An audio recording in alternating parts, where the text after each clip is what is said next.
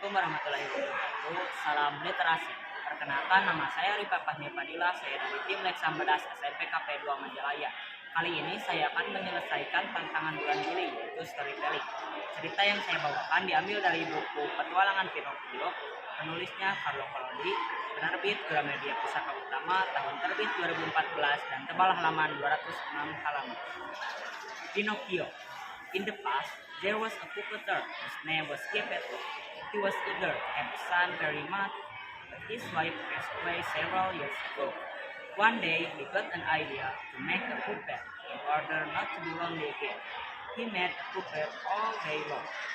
Finally, in the morning, he had finished his work, and he named the puppet Pinocchio. Soon, he felt lonely again, since Pinocchio couldn't walk or talk by itself. One night, Geppetto prayed to God to become a real boy. He always thought in his mind, in his dream. The next morning, he was surprised that Pinocchio was alive. He taught Pinocchio how to walk, how to read, how to speak, and do other things as human. He tends to die at an elementary school. One day, Pinocchio felt bored and it made him go home late. When Pinocchio finally came home, Geppetto asked him. He said that he was in school, but he wasn't. Instantly, Pinocchio's nose grew longer and longer, and it meant that Pinocchio had life. The next morning, Pinocchio was kidnapped by the owner of the circus.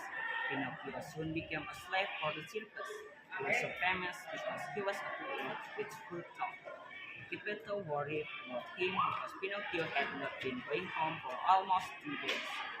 He tried to find Pinocchio everywhere, but he found nothing. When he searched for him on the sea, a big wave smashed him. He was then in the wells 2 months when he awoke. He couldn't find the way to go out.